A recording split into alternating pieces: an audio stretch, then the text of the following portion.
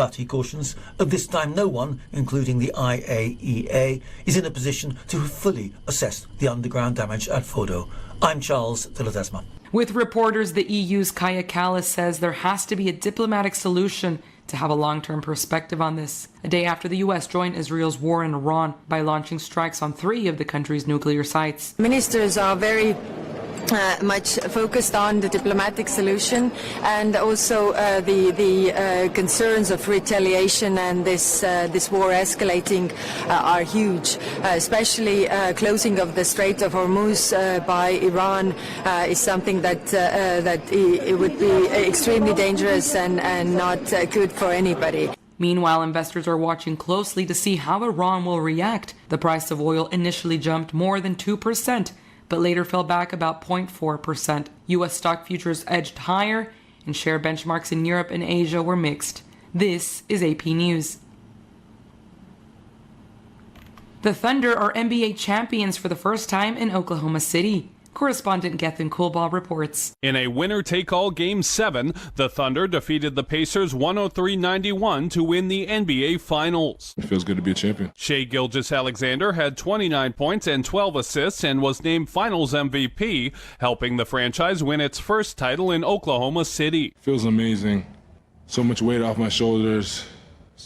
So much stress relieved. Indiana's pursuit of its first NBA title was dealt a major blow in the first quarter when Pacers star Tyrese Halliburton exited after suffering a lower right leg injury that his father said was an Achilles injury. Pacers coach Rick Carlisle. Our hearts go out to him, but so proud of everyone. I'm Kaitlyn Kash. And I'm Marcela Sanchez, AP News. Have a good morning. This is 8:20 a.m. WCPT Willow Springs and streaming worldwide at WCPT820.com. We are Chicago's progressive talk, where facts matter. Now your WCPT 820 weather update. From the Weatherology Weather Center, I'm meteorologist Jennifer Wojcicki. An extreme heat warning remains in effect. We'll see sunny skies here for today with a high in the mid-90s, heat indices over 100, breezy southwest winds at 10 to 20 miles per hour, gusting as high as 35. For tonight, a slight chance for showers and storms, partly cloudy, a low near 75. By Tuesday, chance for showers and thunderstorms, a blend of clouds and sunshine develops. We'll see high around 90 degrees. That's your latest Chicago weather update. Currently, it's 79.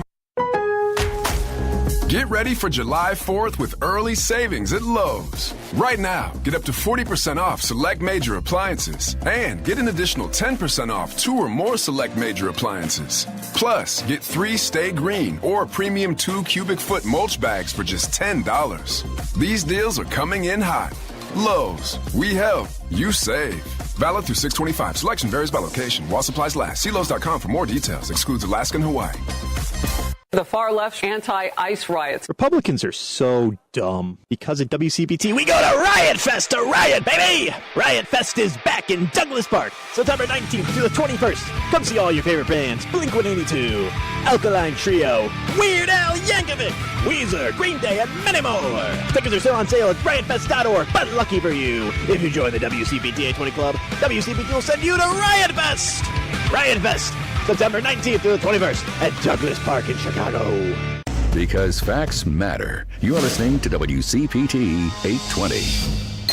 Welcome to Choose Views with Richard Chew. Get ready to dive into a world of insightful conversations and thought-provoking discussions. As progressives, our job is to have an all-inclusive, full-on assault with all of our players. A show that focuses on moving our political, social, economic, gender, and cultural conversation forward. And all of our players means all of our players. It's Choose Views. And now, here's your host, Richard Chew. Good Monday morning, progressives, and welcome to the June 23rd, 2025 edition of Choose Views. 773-763-9278 is our Credo mobile phone and text line. Facebook Live, TuneIn Radio, YouTube, and iHeartRadio. You can email me, of course, at richard@wcpt820.com. Catch me over at Substack. And most definitely catch all of our shows by subscribing to our WCPT podcast on Apple Podcasts or Spotify. There you can get Choose Views, short version and long versions with those featured interviews. Joan Esposito, live, local, and progressive, driving it home with Patty Vasquez. The Big Picture with Edwin Eisendrath, and all of our other shows. Of course, Out Chicago being one of them, the family meeting, all those good things that we do. We got Politics Bar that's on in the evenings. We got a whole day and a whole week of shows. So make sure you're checking out all of our stuff. And in terms of making sure you're checking something out, make your way over to heartlandsignal.com, which is our digital platform. And we have, as always, really good articles and additional clips for you guys to check out there. It's a good place to be, as always, to send information to people. I come across people every now and again, Devin, that will say, where can I get more information? And so that's what I've been telling people more and more, even face-to-face when I see people out and about, to go over to heartlandsignal.com and make your way around that platform. But right now, check this out, progressives. Let me be clear. Donald Trump just launched airstrikes on Iran's nuclear facilities. Not with any congressional approval, not with any real plan, just another ego-driven decision from a man who treats war like it's a reality show ratings boost. And I don't want to hear anyone say, but he didn't declare war. That's semantics. When you bomb another country's nuclear sites, that is an act of war, full stop. Do you guys understand what this could unleash? Iran is already vowing retaliation. The region is a powder keg. U.S. troops are stationed all over the Middle East. Those are real lives now that are in the line of fire. We're talking escalation, more airstrikes, potential terrorist reprisals, oil price spikes, possible cyber attacks on U.S. infrastructure. Guys, this isn't just some decisive action. This is reckless. And for what? To look tough? To deflect from a failing economy or a court case or whatever scandal of the week it is? We've already seen this movie before. Bush in Iraq. Lies about weapons of mass destruction, endless war, thousands of American lives lost, trillions of dollars wasted, veterans with PTSD, families shattered. And now Trump is wanting to run it back? This isn't leadership. This is a dangerous man lighting matches next to a gas leak because he wants to feel powerful again. And I don't care if you are left, right, or somewhere in the middle. Nobody should be cheering this on. This is the kind of decision that changes the world, and it's not for the better. Yeah, the last sentence, the last statement, it is the kind of the type of decision, the type of action that can change the world in a negative way. And we're going to talk about it today. On today's show, our guests are going to include Sarah Jones from Politicus USA, and I know that we'll talk about this latest breaking, event. And then, we're going to talk with two wonderful women when we talk about policy that impacts folks, this is certainly a conversation that we're going to have with Kaitlyn Kash and Veronica Ingham, who are part of an organization that you may not be familiar with, Free and Just. And I remember, you guys will probably remember a couple years ago, the lawsuit down in Texas regarding the mother and some other plaintiffs back in 2023 when it comes to abortion, women's reproductive rights. It's a powerful story. We'll have those two women with us in the 7:30 hour to talk about some decisions that have been made and legislation, but also an event that they've got coming up. And so looking forward to having them with us and to speak to that. So, but I think that the big story right now, as we all know at this point, is that Donald Trump, not the United States, but Donald Trump has decided that, and did decide. And when I heard him last week saying, he was during one of the press conferences, that, he might or he might not. When I heard that told me that he was going to do something. What specifically? Didn't know, of course, but here we are. And during the next, the 6:30 hour to 7, we'll definitely want to take your call. So give us a call this morning so we can chat. I know you guys probably have a lot to say about this. So I want to hear from you and hear what you have to say. Let's talk about it. Let's see how we can make a little bit of sense out of it. And if you're just frustrated with it once again, then call me and we'll talk about it. But, at the end of the day, guys, this is a situation that many, many, many experts are saying and have said did not need to happen. I am not a any expert in the space of nuclear. I'm not an expert in the space of, the negotiations that go around this. But what I will say is this is from my observation, this is clearly a wag the dog situation. And this is clearly a situation where, and some people might say, well, Richard, you're really just oversimplifying this. I thought about all the possible things that people might say back to me, Devin, for how I might take a perspective on this. And ultimately, for me, when I say it's a wag the dog situation, part of where that's coming from is that we know that there are all these items that we're facing here domestically that if Iran is truly a threat, and if the development of their nuclear arsenal is a threat, then diplomacy can work if you have the right people at the table that can handle the diplomacy. And we don't have the right people at the table. So that's part of the basis for me of saying that this is not necessary. And there are a number of clips, and I couldn't get one to Devin in time for us to use. I don't think we got the one of Netanyahu. Probably don't think we didn't.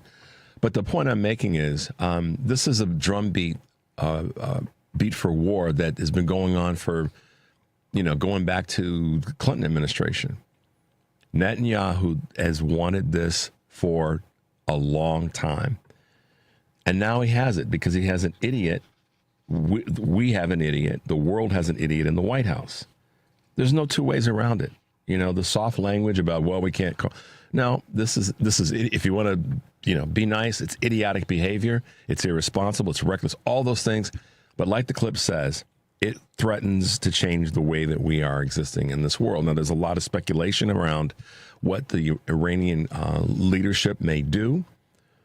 And there's a lot of, sort of machismo from American warmongers that are saying things like, well, we dare them to try to block the Straits of Hormuz, or we dare them to do things that would cause a change in the price of oil, which would then be the change of the price of gas for us at the pump. But at the end of the day, they don't know exactly what Iran's going to do. I think one of the most, I guess you could say, things that caught my eye is something that comes from Malcolm Nance. And you guys have all heard Malcolm. You've maybe seen his some of his work, read some of his books. But, the concern that everyone should have in this space is that, Iran is not, I don't see Iran not doing something in terms of a form of retaliation. Exactly what it is, we don't know. The Iranian parliament, from what I've read, and I hope, I'm speaking this accurately and not too early, but they've made decisions to vote to approve to actually affect what's happening in the Straits of Hormuz. And I use that language because, we can't say what they're going to do, but they're going to do something. And I go back to my start. We did not need to engage in this way. We don't have diplomats sitting at the table that know how to negotiate around this and keep the peace, which should be one of our primary objectives. And going to war or bombing a country that hasn't actually attacked us isn't a form of keeping the peace. And strength is not, we have to define, maybe the Republicans, the GOP, the MAGA supporters need to understand, maybe redefine what strength is. Sometimes strength, I think more often than not, in many cases, comes from restraint. And this administration has none of that. And the people that seem to are following and propping up this decision have none of that. When we come back from this break, I want to talk about some things that Malcolm Nance, who is an expert in this space, I would say most definitely very well versed in this space, talks about. And then we've got some other pieces that we're going to dive into a little bit. The number is 773-763-9278. This is Choose Views, and we'll be right back.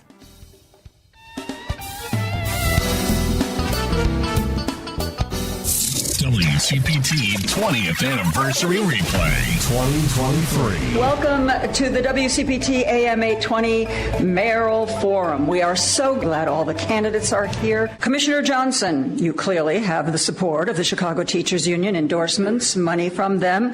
How are you going to balance those ties with the obligation to oversee CPS as mayor?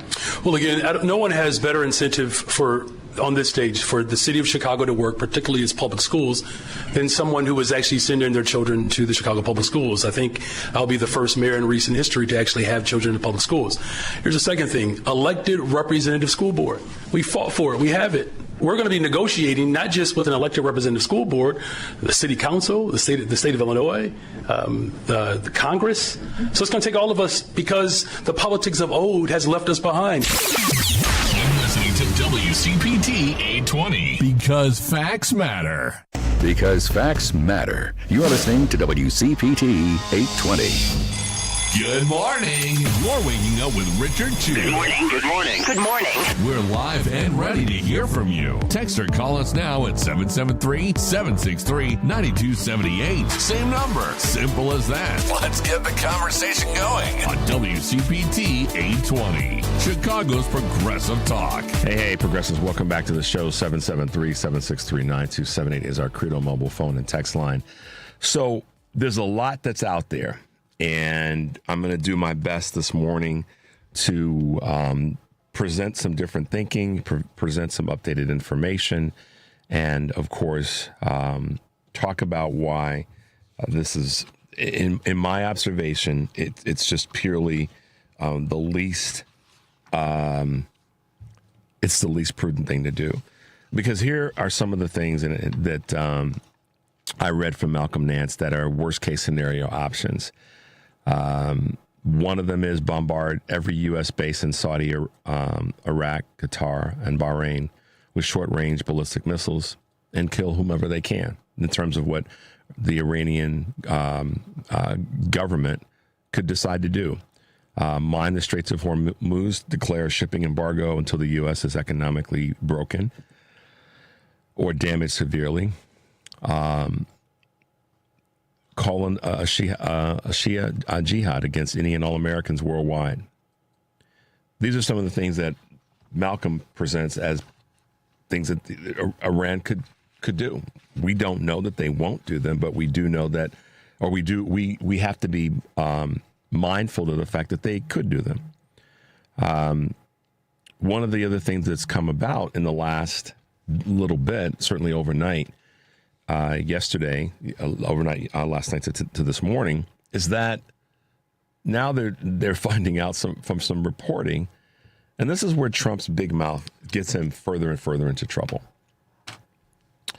You know, the fact that we were even having a conversation last week about if we would get involved, or that he said that he may or may not attack, is now lending itself to the strong possibility, that the Iranian government and the nuclear program, they moved a large amount of their uranium deposits away from where the attacks were going to take place.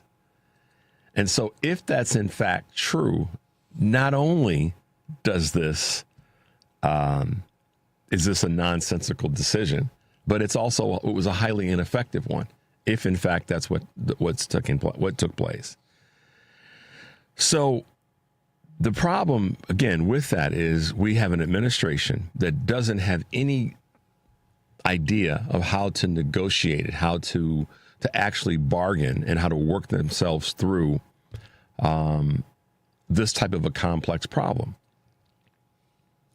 And the proof of that is going back to his first term, when the agreement that President Obama had put in place, or had worked to get put in place, to monitor the Iranian nuclear development program, was working.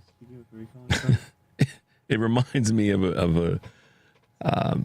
a scene in the great comedy movie Beverly Hills Cop, the first one, when Eddie Murphy and the two detectives go into the nightclub, and some craziness breaks out, and Eddie Murphy saves the day. But when they get back to the police station, and the lieutenant asks him to explain what happens, he explains what happens, and everything was working fine. And then the two detectives, they told the truth, but the point is, it was working until they messed it up.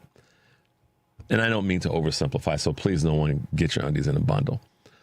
But the Obama negotiation, with some very good negotiators in that administration, had a plan in place and it was working. And if anybody wants to say that, you know, that we had the right to go in and do what we did, I'd like you to prove it to the world that we had the right to go in. You know, what's the right to do something? Or we had because the intelligence it's now coming out that the intelligence was flawed intelligence, which makes me think that the intelligence was cooked up. And what also is troubling, I try to stay away from that word, what also ticks me off about this is that once again, we get drawn into something because of somebody in the Middle East convincing a U.S. president that they had more information than they actually had. Bush situation, Bush did it, you know, and now Trump has done it. And, you know, it's when is America going to learn? When is America's right political gang going to learn? They're never going to learn, because they are more inclined to warmongering, to showing strength by, you know, we've got all these, we have all this military armament, and we can do whatever we darn well please. Well, in this case, what we darn well pleased was a dumb A move, really a dumb A move. And Netanyahu got what he wanted.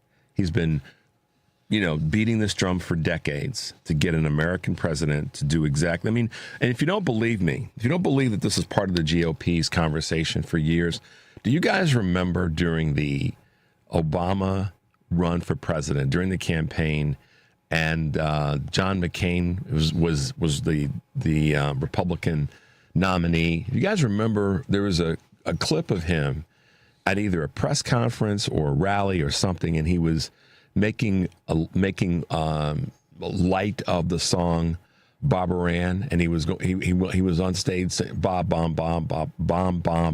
Iran. Do y'all remember that? This was John McCain, the so-called reasonable, rational Republican.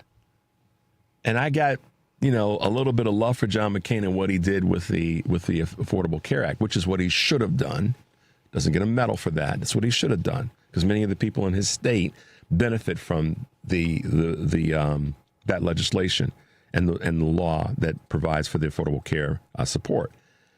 But John McCain was running around doing this back in 2007 and 2008 during the run up to the election.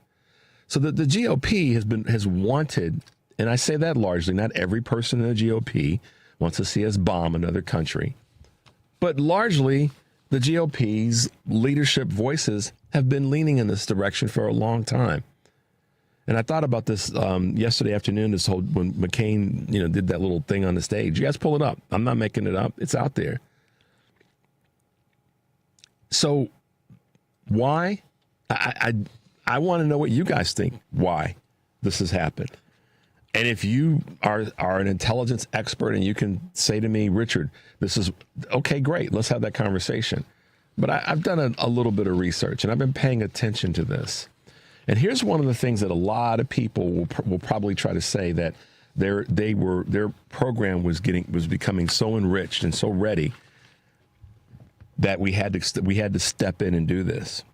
Well, let me provide a little bit of context to that in terms of enrichment and the whole nuclear, I guess you could say, support groups, if you want to call it that.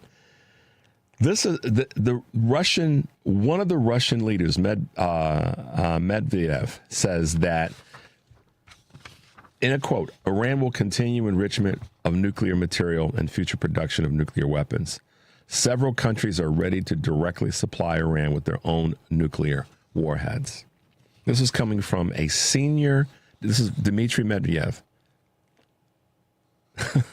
A number of countries are ready to directly supply Iran. Directly. See, the key word is not the number of countries. That's not the key part of this. Not already, but the key part of this for me is directly supply Iran with their own nuclear warheads. So if they're going to directly, Devin, supply them with them, then who cares about the ability to have uranium enriched to be able to be part of the warhead trigger system? It doesn't matter. It's like, hey, man, here you go. I got some old ones. We aren't using them. Y'all take them. And again, I'm not oversimplifying this. I'm not trying to water it down. I'm just saying this in the context of what sense was it to do this? To tick off a country that has more than enough anger at so many other parts of the Western world to now do something like this. And you don't conduct strikes. I don't care what anybody has to say. You can see the evidence. You don't conduct strikes like this and walk away and say, there were no civilians that were injured. There were no people that suffered, and that we had perfect strikes and it was only to hit their missile development locations. No, there are people who were injured, and people, we won't see the numbers. I don't think the mainstream media will do their job in this space. There are innocent people that were killed. And then you can't blame that on the leadership of Iran. And I saw some texts last week where people said, yeah, I've got Iranian friends and they hate the Iranian government. I don't stand in the way of that. I hate parts of the American government. And I'm sure that there are people in other parts of the world that don't like the American government. But does that mean that they have the right to then attack? Trust me, Devin. If a country that says that the United States shouldn't have the number of I saw this one really tripped me out. Who knows approximately how many military aircraft we have? Anybody have an idea? Just call in, text in if you think you know what that number is. How many we have, and then who are the next two countries in terms of the amount that they have. It will blow you away what the numbers are. But if a country decided, hey, we don't like the fact that the Americans have these many airplanes, and they decide they're going to attack a ship of ours that's in their mind in a wrong position. So what, is that right for them to be able to say, we don't like it, so we're going to... And again, guys, I'm trying not to oversimplify this. I'm looking at this from a very common sense perspective. We did not need to do this. We chose to do this because Donald Trump wanted to do this on the orders of who? Benjamin Netanyahu. He's been saying for 2 decades plus that the Iranians are very close. The Iranians are very close. He's been beating that drum for over 2 decades that I can remember. And some of you may know more dates than I do in this space, but for 20 plus years, that's the drum he's been beating. And he's been on American media, he's been on Israeli media, he's been on media in other places that he's gone, and he's traveled to other countries, beating the drum. And now he finally got his puppet. So if you thought that Donald was Putin's puppet, he's Putin's puppet, he's Bibi's Netanyahu's puppet. And here we are. And so we have to pay attention here, guys. We can't bury our heads and go, this is over there. It's not going to happen here. The last time we had that mindset, 9/11 took place. The intel was out there, and we had a president and an administration who didn't look at it, didn't pay attention to it, didn't think it was going to happen. And here we are. So we're going to take a quick break, guys. The number is 773-763-9278. This is Choose Views on the Credo mobile phone and text line. When we come back, we'll try to grab some of your calls. Celebrate the culmination of Pride Month in Chicago by attending the Chicago Pride Parade, a celebration of love and unity on Sunday, June 29th. This year's theme, United in Pride, highlights the power of coming together, embracing our diversity, and championing love and equality as one united force. Together, we are unstoppable. You can watch anywhere along the route from Broadway and Grace to Diversey and Sheridan. For more information, visit pridechicago.org. And make sure to keep your eyes out for the WCPT float. If you can't attend the parade in person, you can listen live as Scott Duff and Ellen Miller describe all the excitement on WCPT 820 on Sunday, June 29th from 11 a.m. to 2 p.m. The WCPT live parade broadcast is sponsored by the Center in Halstead and by Credo Mobile, a progressive phone company that is better for all people and the planet. Visit credomobile.com. WCPT 820, your pride station in Chicago. You're listening to WCPT 820. Here's the latest Chicago weather update. From the Weatherology Weather Center, I'm meteorologist Jennifer Wojcicki. An extreme heat warning remains in effect. We'll see sunny skies here for today with a high in the mid-90s, heat indices over 100, breezy southwest winds at 10 to 20 miles per hour, gusting as high as 35. For tonight, a slight chance for showers and storms, partly cloudy, a low near 75. By Tuesday, chance for showers and thunderstorms, a blend of clouds and sunshine develops. We'll see a high around 90 degrees. That's your latest Chicago weather update. Currently, it's 79. Hey Google, play WCPT. Streaming Chicago's progressive talk from TuneIn. It's Chew's View with Richard Chew on WCPT 820, where facts matter. Hey, progressives, welcome back to the show, 773-763-9278. Today on Live, Local, and Progressive, Joan Esposito will be talking to North Central College political science professor William Muck, Middle East expert Andrew Miller, who is a senior fellow at the Center for American Progress, and Carol Bakhta, surgical oncologist with City of Hope. Also this week, reproductive rights activist Kate Cox, minority leader of the House of Missouri House of Representatives, Ashley Awney, and the great Mike Flannery. You guys know him from years and years of journalism here in Chicago.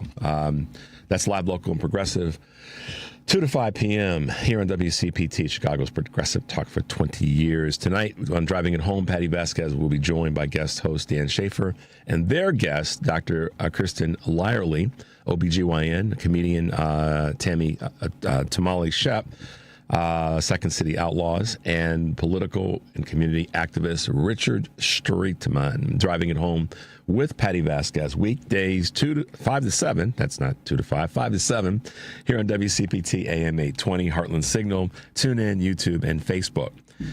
There you go. All right. So let's grab a couple of calls, Devin. Let's see what we got going on this morning. Let's go to Jim here in Chicago. Good morning, Jim. Good morning, Rich. I've been thinking about your choice for ruling the world, and I go with Mavs Mabley.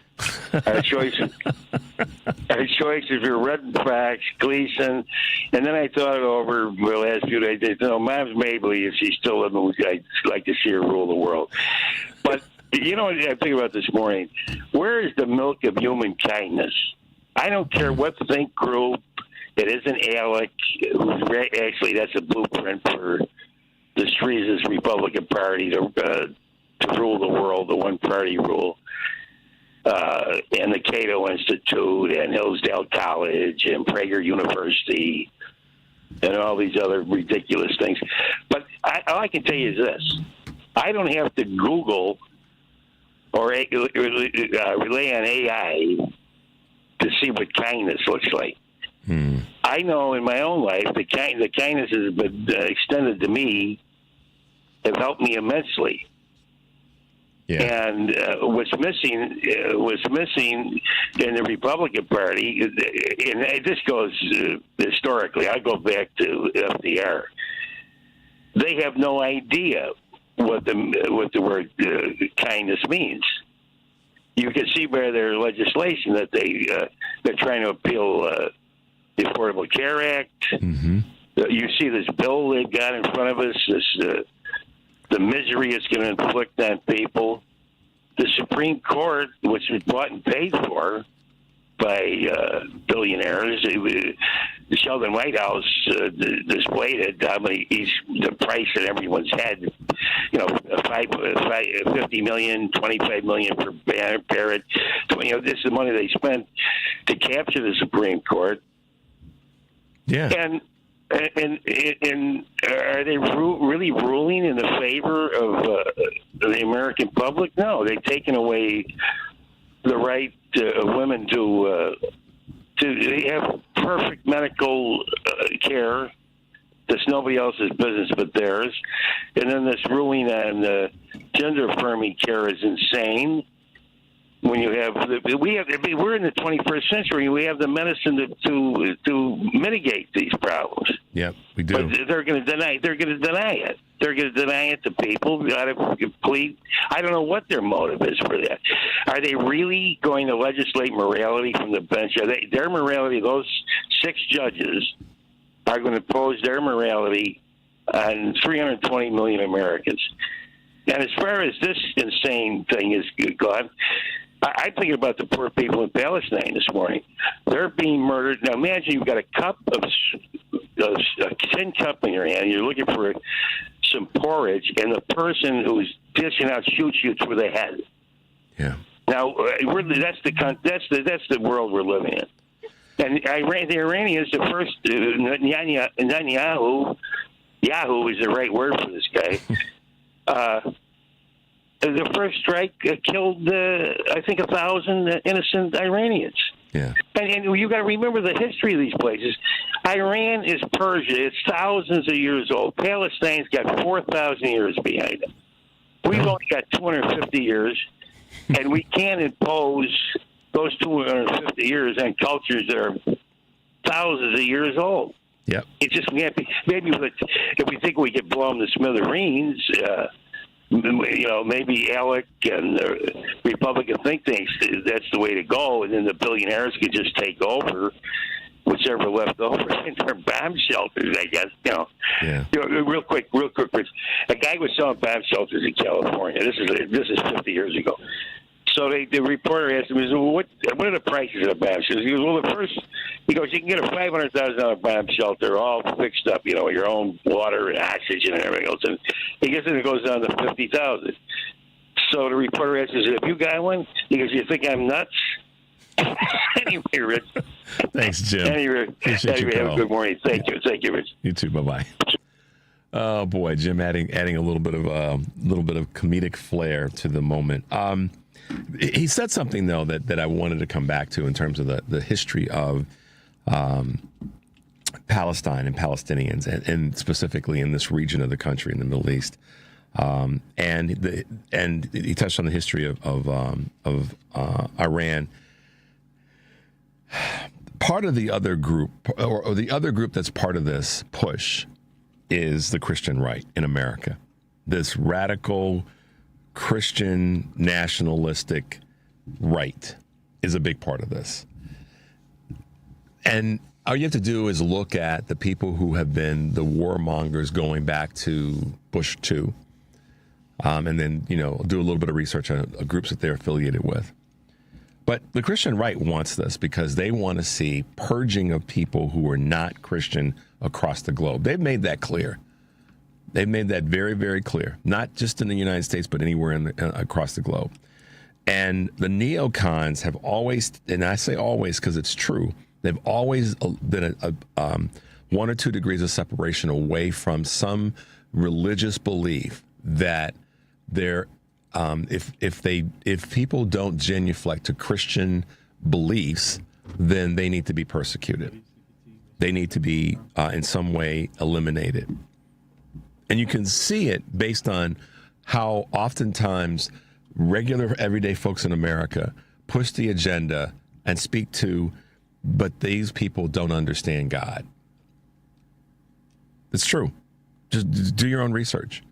I'm just putting that out there, kind of seeding that ground so you can do your own research in that space. But that's a conversation that has been had by so many of the folks on the Christian right in America.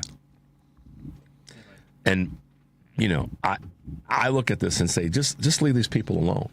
As it relates to leaving people alone, here's something that I want to just share with you, because someone sent me this and said, not this what I'm about to read, but someone said, but Richard, it's the Iranian government. The people of Iran don't like well, I said a moment ago earlier that I don't like all parts of our government.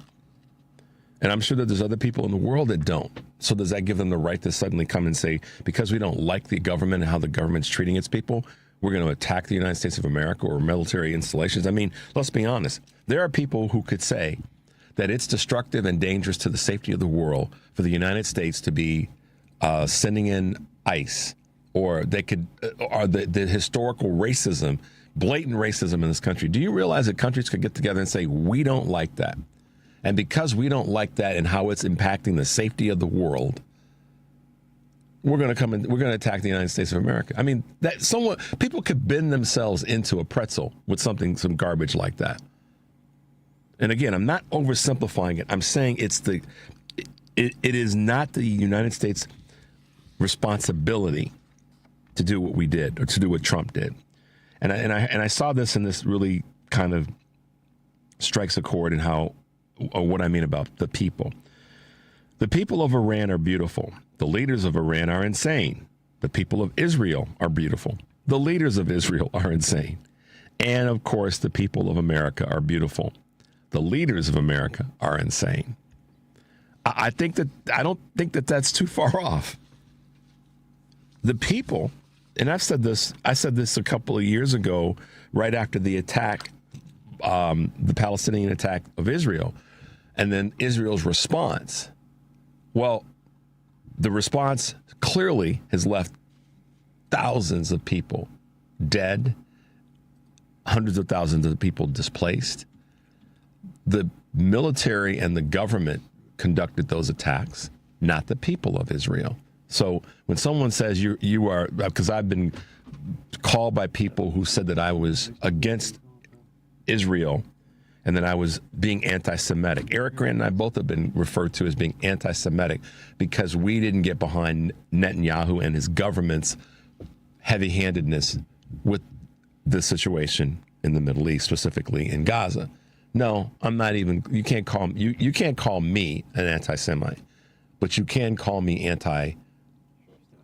abusive government of Israel. I'm definitely that.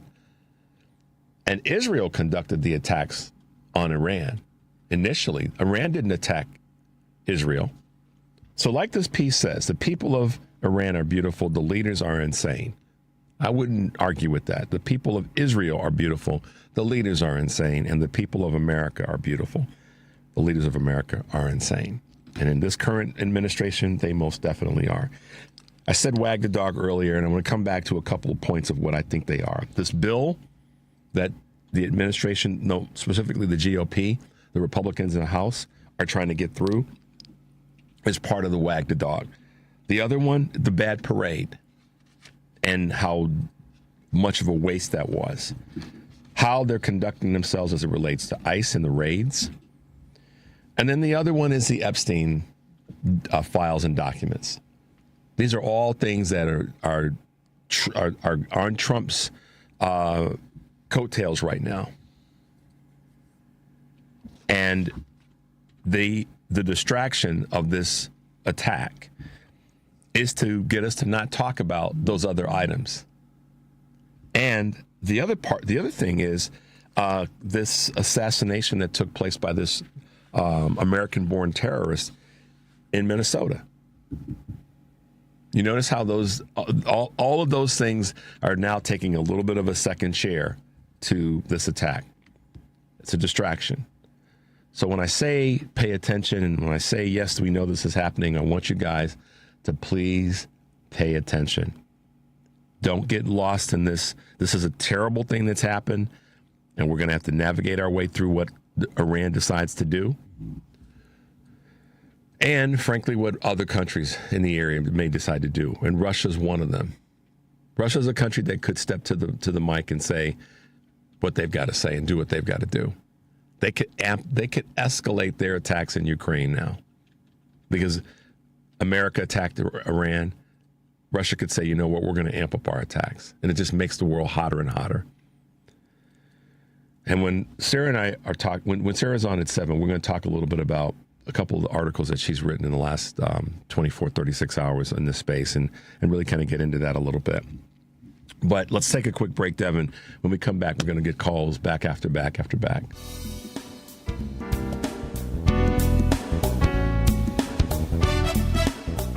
Greece is cheap. But the airfare costs a fortune. Paris? Not much closer, and again, airfare... What about Puerto Vallarta? Let's face it, flying anywhere is just too expensive. Wait, what's this? Low-cost airlines. With one call to low-cost airlines, you'll drastically slash your travel costs. We're talking insanely low airline prices to any of your favorite destinations. Where would you like to go? London, Rome, Costa Rica, Australia? Wow, that's cheap. So why wait? Call now to learn how crazy cheap it is to fly anywhere in the U.S. or international. Our prices are so low, we can't publish them. The only way to get them is to call to instantly hear the most amazing best deals on airline travel. It's that easy. So call now and start packing. 800-708-3091. 800-708-3091. 800-708-3091. That's 800-708-3091. WCPT 820, Chicago's progressive talk, where facts matter. It's Choose View with Richard Chu on WCPT 820, Chicago's progressive talk. Hey, progressives, welcome back to the show. Devin, let's grab some quick calls. Let's go to Dave in Hoffman Estates. Good morning, Dave. Welcome to the show. Hey, good morning, Richard.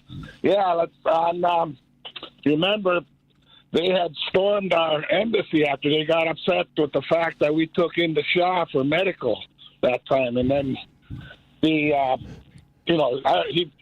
obviously wasn't a good dude, but they never stormed America's embassies before that, And then in 1980, April, we had that failed hostage rescue attempt, and that was a combination of inadequate planning, poor weather conditions.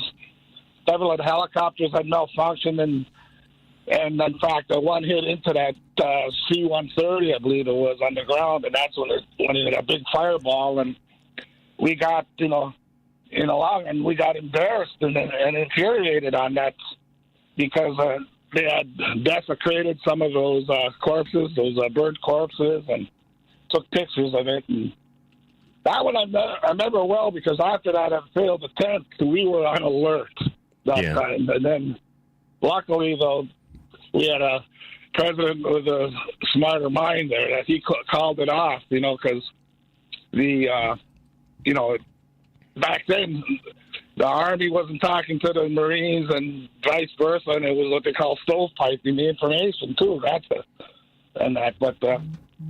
now I really worry about what's going to happen now, because if you recall, these Iranians, they are slow to do the stuff. They let it do.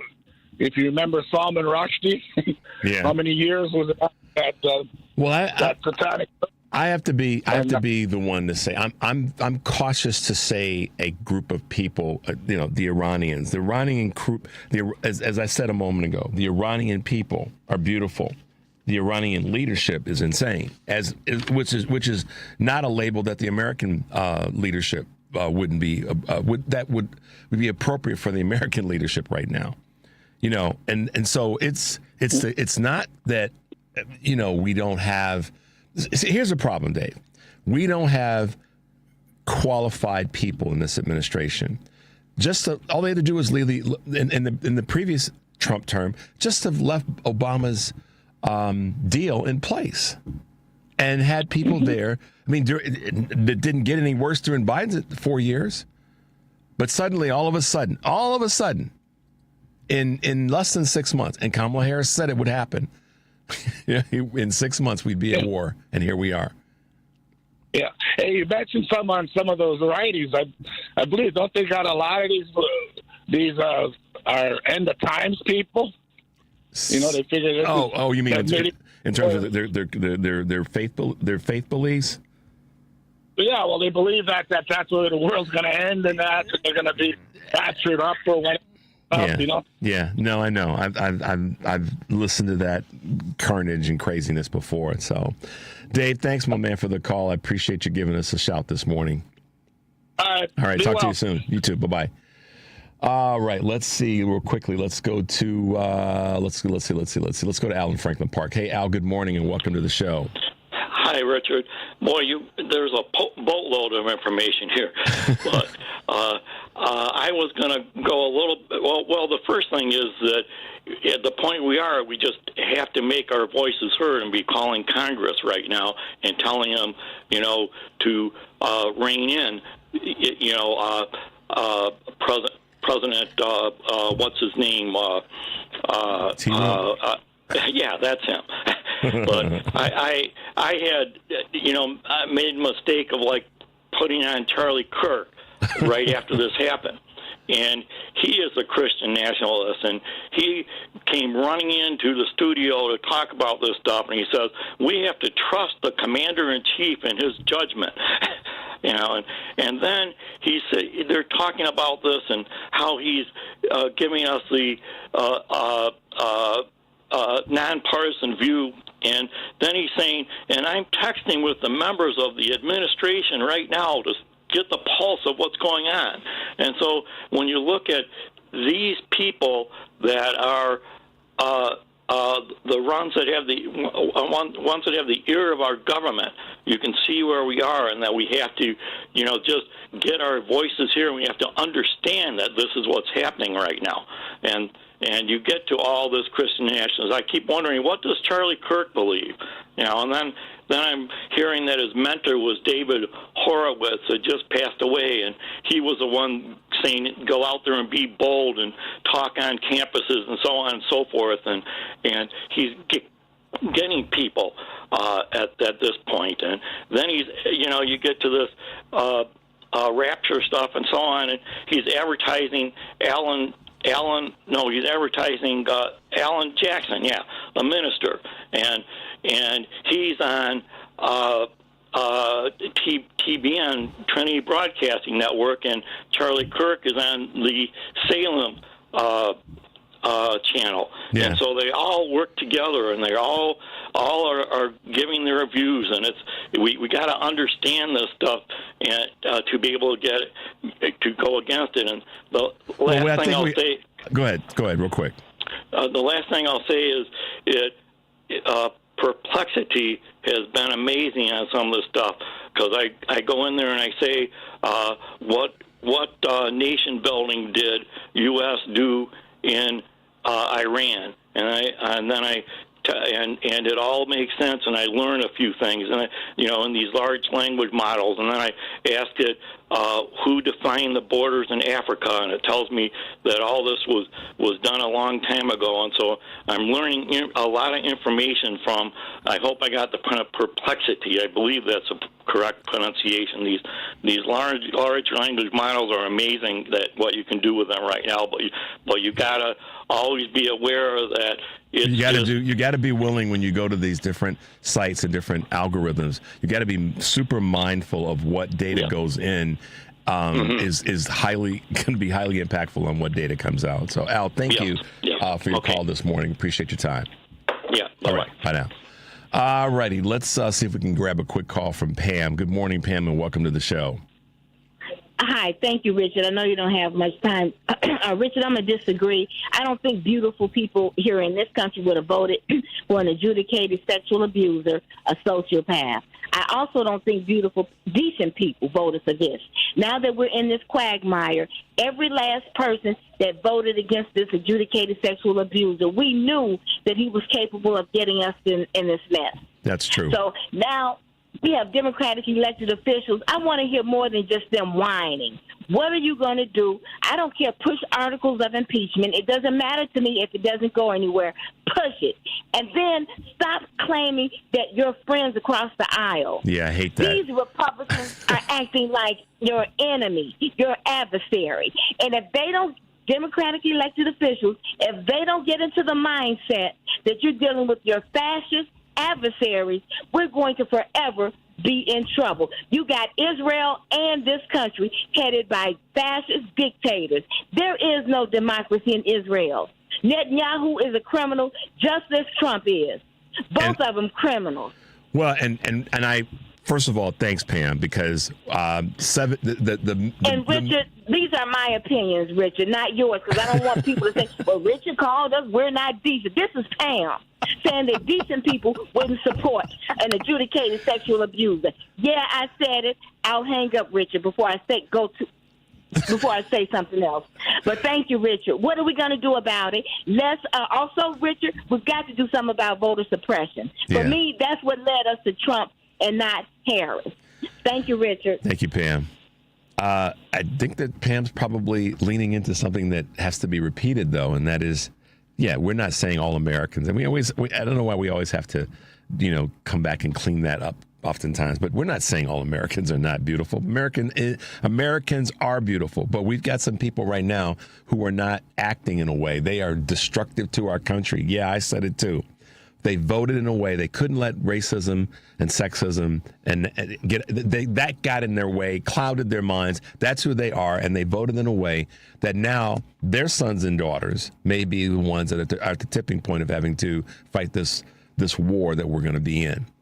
That's the truth, so I don't disagree with Pam. We have ugliness in our country.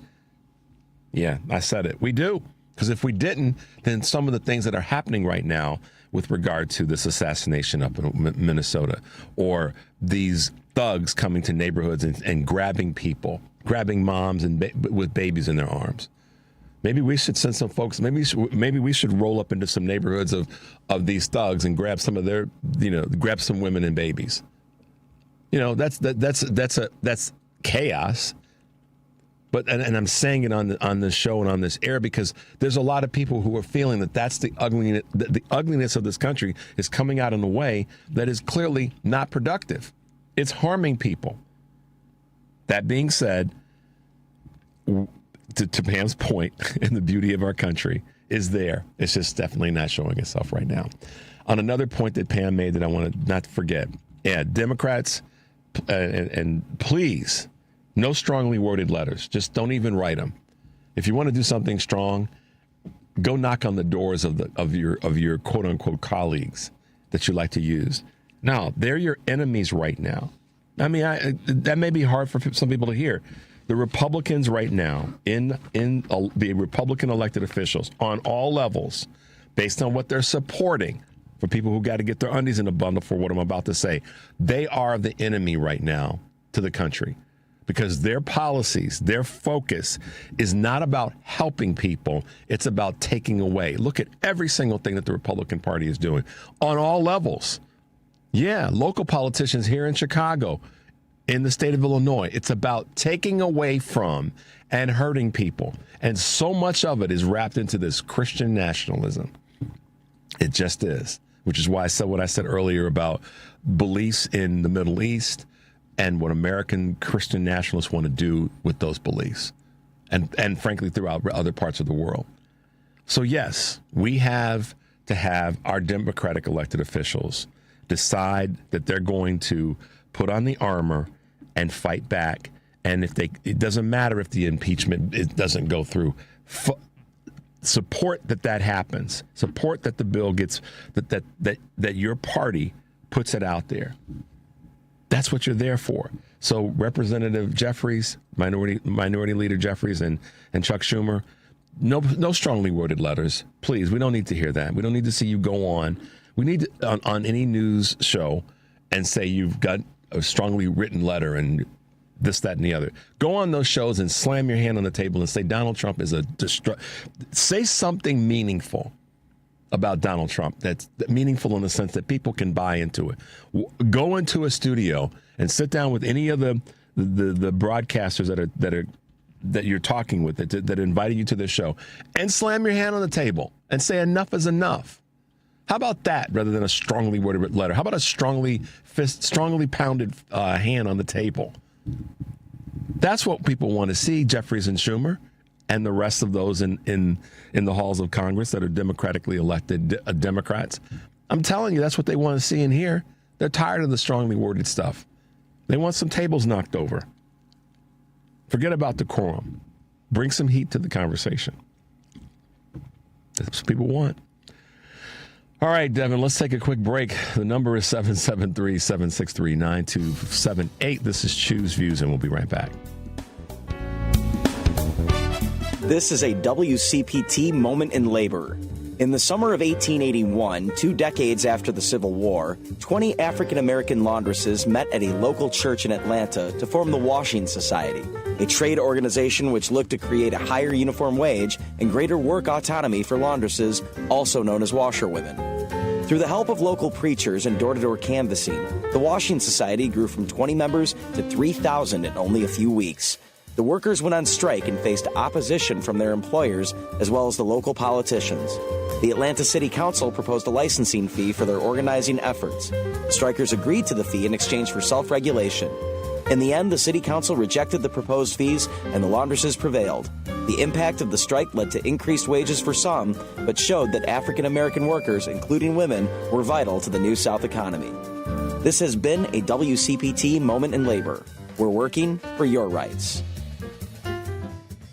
From office supplies to IT essentials, Amazon Business provides tools that help you save costs and make insight-based decisions. Learn how to bring your visions to life at AmazonBusiness.com. AP News, I'm Marcela Sanchez. Israel hit Iranian government targets in Iran, including the notorious Evin prison, following a series of missiles and drones fired by Iran at Israel. Iran's judiciary said the situation at the prison was under control. The Israeli military also confirmed it hit roads around Iran's Fordo enrichment facility to obstruct access to the site. The underground site was one of those hit in Sunday's attack by the U.S. Speaking to reporters, the Iranian ambassador to the IAEA, Reza Najafi, condemned the unprecedented act of aggression, saying it delivered a blow to the framework of the Non-Proliferation Treaty. The recent unlawful act of aggression has delivered a fundamental and irreparable blow to the international non-proliferation regime, conclusively demonstrating that the existing NPT framework has been rendered ineffective in fulfilling its foundational objective. AP correspondent Charles de Ledesma reports EU foreign ministers are meeting in Brussels to discuss multiple security issues, including the latest developments in Ukraine, Gaza, the Middle East and Iran. EU Foreign Policy Chief Kaja Kallas says ministers are emphasising diplomacy regarding the escalating situation in Iran. Ministers are very much focused on the diplomatic solution and also the concerns of retaliation and this war escalating are huge. Especially closing of the Strait of Hormuz by Iran is something that it would be extremely dangerous and not good for anybody. Several close US allies are urging a return to the negotiating table following American strikes on Iran that fuel fears of a wider conflict, while noting the threat posed by Tehran's nuclear program. I'm Charles de Ledesma. This is AP News. AP correspondent Mike Kempen reports a Palestinian activist has been freed from federal immigration detention and says he'll keep on protesting. Colombia protester Mahmoud Khalil was in a federal facility in Louisiana for 104 days and says messages from his supporters kept him going. He admits he's still trying to understand what it means to be free. I'm still trying to just comprehend that. Khalil says genocide is still happening in Gaza and it's being funded by the U.S. He says Israel is waging what he describes as a full war against the Palestinians. This is what I was protesting. This is what I will continue to protest with every one of you. Not only if they threaten me with detention, even if they would kill me, I would still speak up for Palestine. Khalil is reuniting in New York with his wife and infant son, who was born while he was detained. I'm Mike Hempen. And I'm... This is 820 AM, WCPT Willow Springs, and streaming worldwide at WCPT820.com. We are Chicago's progressive talk, where facts matter. Now, your WCPT 820 weather update. From the Weatherology Weather Center, I'm meteorologist Jennifer Wojcicki. An extreme heat warning remains in effect. We'll see sunny skies here for today with a high in the mid-90s, heat indices over 100, breezy southwest winds at 10 to 20 miles per hour, gusting as high as 35. For tonight, a slight chance for showers and storms, partly cloudy, a low near 75. By Tuesday, chance for showers and thunderstorms, a blend of clouds and sunshine develops. We'll see a high around 90 degrees. That's your latest Chicago weather update. Currently, it's 81.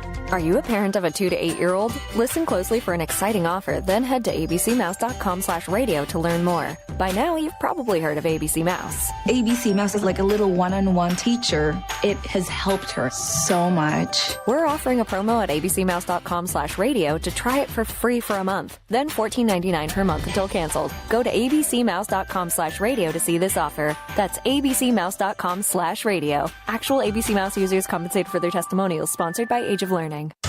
This is WCPT 820, where facts matter. Welcome to Choose Views with Richard Chew.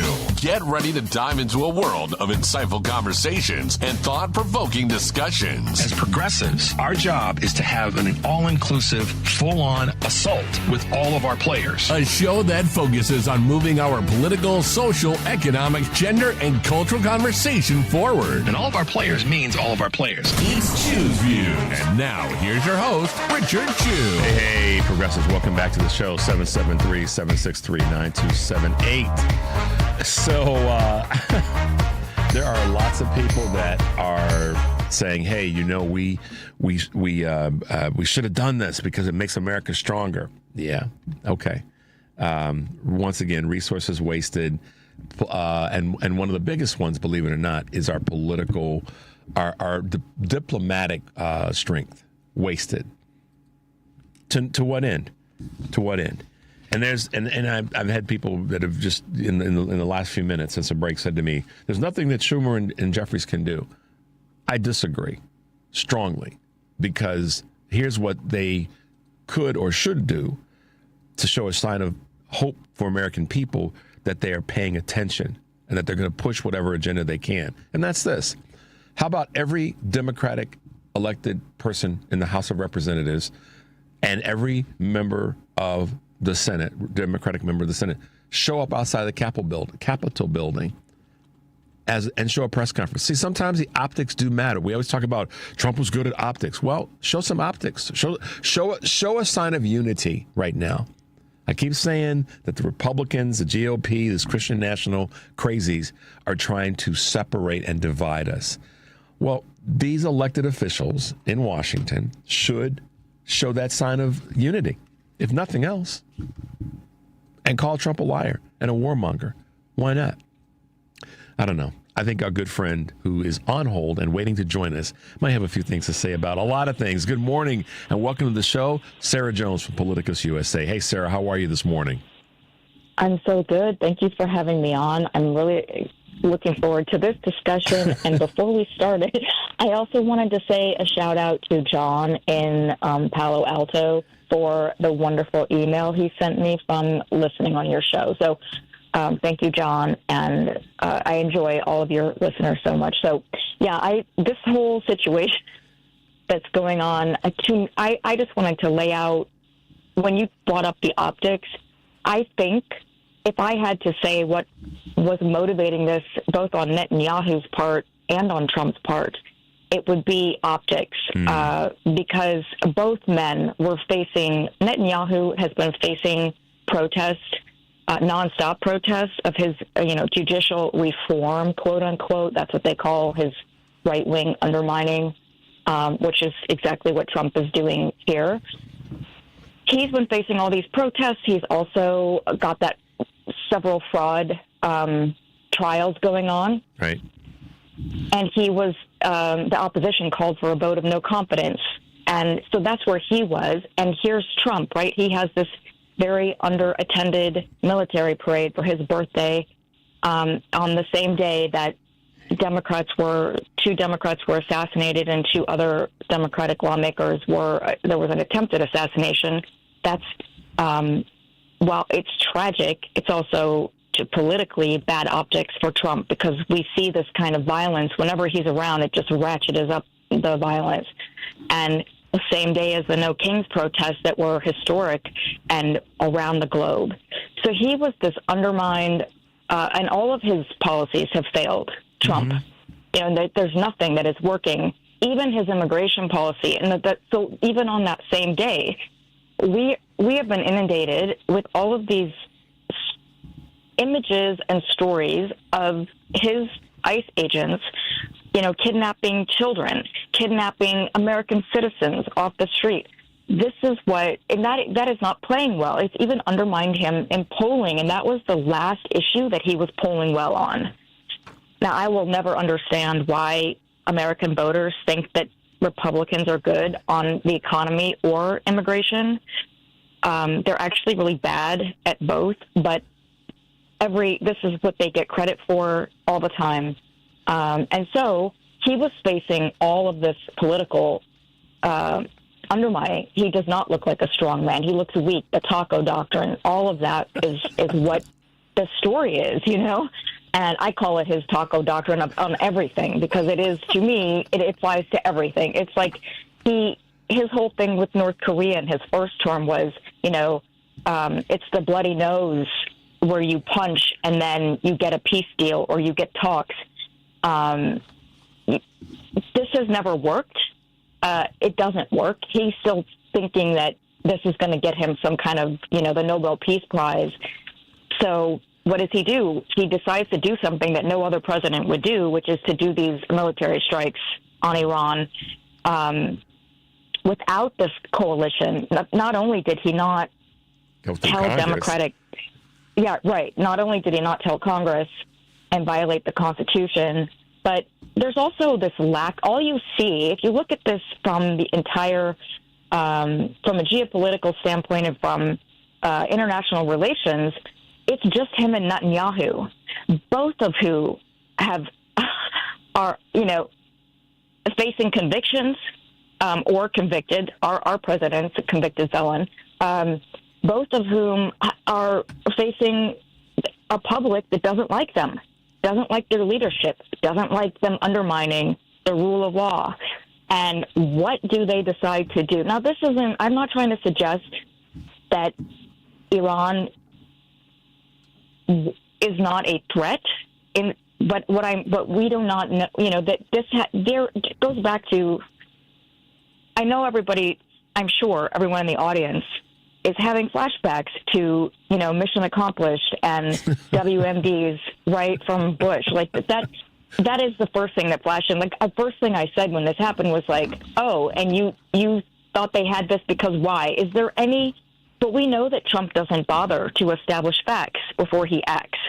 And certainly sometimes he makes things up. And certainly not look at what would be credible intel regarding a situation that requires a certain amount of military temperament. And so, Sarah, this is the frustrating part, and about all. There's so many frustrating parts, but for me, probably the biggest frustration part of this is when I go back and I look at what could have been, and I'm asked the question, what, we all are going to have this conversation, and probably till something changes, is what could have been done differently in this previous election. I know that people don't want to relive the history of this last election, and I don't want to either. But when I look at where we are now, and I look at where we are potentially headed, this is one of those moments where I do, to Pam's point, if you were listening earlier, one of our callers, I do put a certain amount of this responsibility on the American people who could not see what you just said, and that is, this dude is a 34-time convicted felon. Why would you want to elect him to the office of the most powerful place in the country, if not the world? And then you can add to the list of all the things that should have discounted him from being elected. Yeah, he was a Republican candidate, and that is a Republican on the Republicans. But doggone it, America, what was wrong with you where you couldn't see that this... What's amazing to me, Sarah, is that darn near everything Hillary Clinton said in debate number 2, and pretty much everything that Kamala Harris said during various interviews has happened.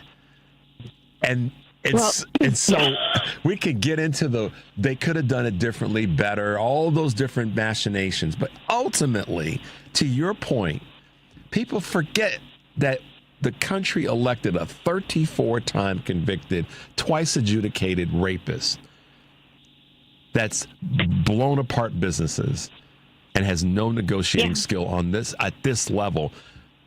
And now well, he has no negotiating skill on any level. He's just always used mafia tactics. That's how he does everything. And he thinks that works in this capacity, and it has never worked for him, and it is not working now. But this is how he approaches everything, is just using those sort of, the mafia tactics where he threatens people, and then they back down and give him what he wants, which we've seen from many law firms. To your point about why this happened, and it is, I mean, honestly, there is not an hour that goes by that I don't have a surge of grief and despair for my country and for women, really, because two of the most qualified women that, of any candidate, very, very stack up so two other qualified. guys. Take two other guys in the last 50 years and ask who were the two other men that would have been as qualified, certainly not more.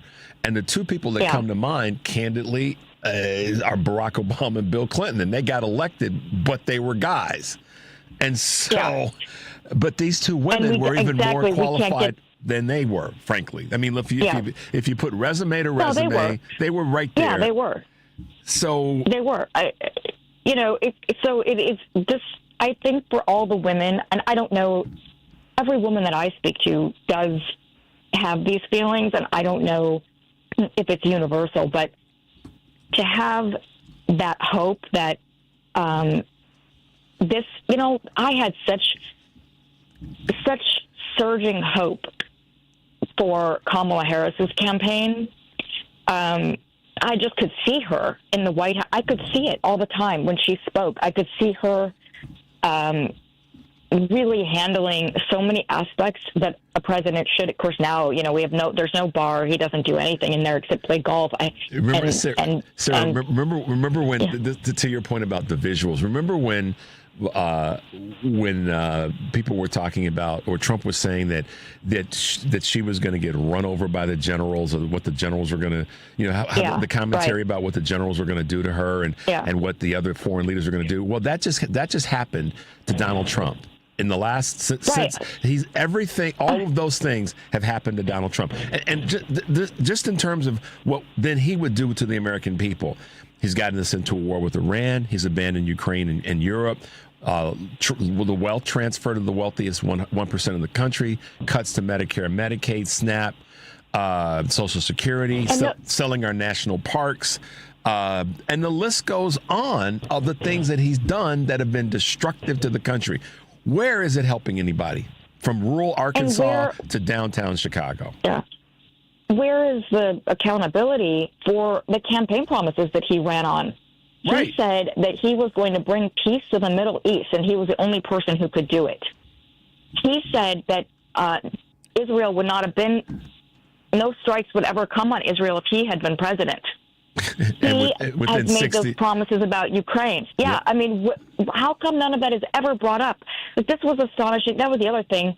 I thought I was actually, I was very close to having a complete, the similarities between the lead up to the Iraq invasion and this, because in the way the media is handling it, because the goalpost, it just keeps moving. Yep. It's like, so we're not going to talk about what he said he was going to do. So this diplomacy that he has, this deal making that he claims he has, so that's nothing, right? So that's a less than, we're not even at zero. We're at negative numbers here for how that's working out. It's not working out, and not working out in his tariffs, and it's not working out here. Nope, not at all. No, but it's never brought up. It's just like, this move here, he's doing this to keep America safe. Excuse me? Why then did the UN's International Atomic Energy Agency say that they found no increase in radiation after the U.S. strikes? Yep. Listen, Iran did, irrespective of the politics between Iran and Israel, Iran did not attack. They did not send missiles first in these last 3 weeks. Israel did. And if Israel can't handle their business, then we should be handling their business for them. And particularly when you look at what the experts are saying that have essentially taken a neutral position on what the actual amount of enrichment was and increased in and any increases that are there. So, this attack was not necessary. People want to try to bend themselves into a pretzel, Sarah, to say we needed to do it. Why did we need to do it when we had other options and diplomacy? If we needed to do it, he would have made a case to Democratic lawmakers, period, the end. He did not do that because there aren't the facts to back it up. That's the end of the story. That's why I don't understand why that dialogue's even being had. And I would also like to point out that in the last month or so, they moved, 2,000 FBI agents from the counterterrorism and counterintelligence departments, for example, to work on immigration. Yep. So while he's doing this, he has left the guy in charge of the DHS terrorism prevention team, the 22-year-old former gardener who has no experience in counterterrorism, which is giving Four Seasons Total Landscaping levels of competency. That's where we are now. While he's doing this dangerous thing, he doesn't think, and that, we thought Bush was negligent when it came to national security in some respects. Look at this. Well, at least he's Bush just leaving this country wide open. At least Bush had some people around him who had some, background, if you want to call it that, in this area. As crazy as hawkish as it were, with Condoleezza Rice and Cheney and Rumsfeld and that whole Wolfowitz gang of folk. At least these folks had some experience in the space. But they still botched the intelligence. I don't even say they botched the intelligence. They knew that it was wrong. And that's why Colin Powell, that at the end of the day, the real litmus test for me about how wrong the Bush administration was the last time we had this drumbeat, to your point, is how Colin Powell was the one that finally came out because he realized he got kind of pimped into this situation to go in front of the UN with faulty information that they actually lied to him about. So here we are again. Even irrespective of the intelligence or lack thereof, we didn't need to do this. This was a situation where diplomacy could have worked, but Netanyahu finally got his puppet to do what he needed, that he'd been trying to get other presidents to do for years. Exactly, and there's a reason why other presidents and bureaucrats have not chosen to use military force. Didn't we learn anything in 79 and 80? Sorry. Right. No, exactly. But and the whole terrain of the Middle East, which I think if people didn't figure out from, Iraq and Afghanistan, I don't know how to help people then if they didn't figure that out. Why there is no reason for our interests. And again, I'm not trying to undermine. I don't want to be so casual as to say Iraq is not a threat. That's not what I'm saying at all, and that's not what international relations and that's not what experts are saying. Nope. They're saying that there was no evidence that they have let's just call it weapons of mass destruction, so we can all be clear about where we are again. And you don't take action like this without those facts. And also, what has he accomplished? Well, military force is not going to be able to remove the threat of building nuclear weapons. What it has done is it has now made whatever they're going to do much more secretive. Yep. They will not be involving international inspectors, right? We won't have any information about what they are building or not building. So he took all of that away. Let's not forget that Republicans were completely against the JCPOA, and Trump pulled out of that in 2018, right? Yep. But they did not offer anything.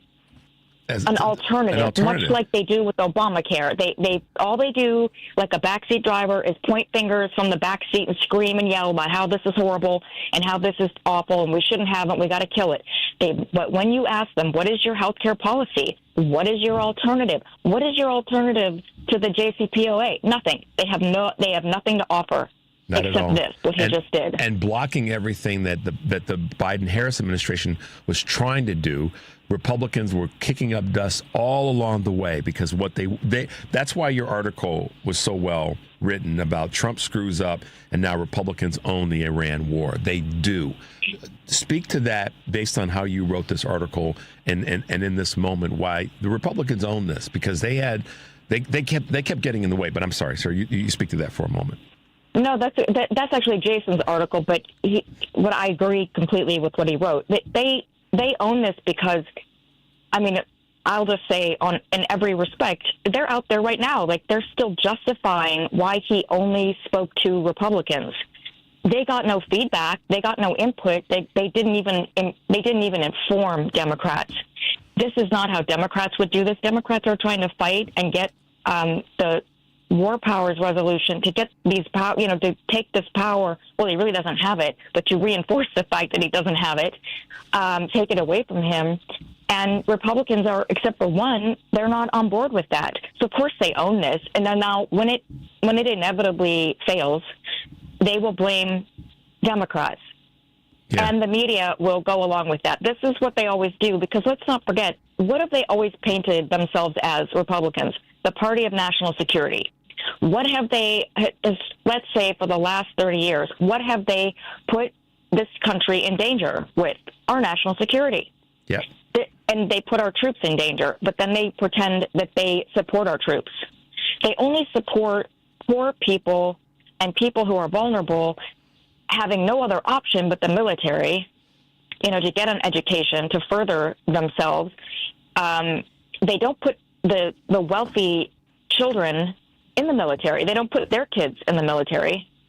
Not in a readily regular fashion. Not in a way that says that they really do believe in the military and that they really do want to see that strength. They're going to send other children, other families' children, as has always been the case, to fight these battles.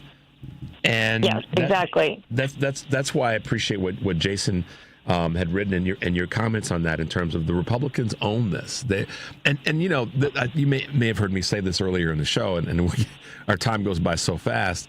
Is that that Medvedev said that they, meaning Iran, will continue enrichment of nuclear material, and that several countries are ready to directly supply Iran with their own nuclear warheads. Right. So exactly. That's the other thing.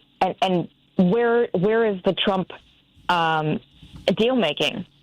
Yeah. Some of the countries that they're talking about are countries that he has antagonized. Right.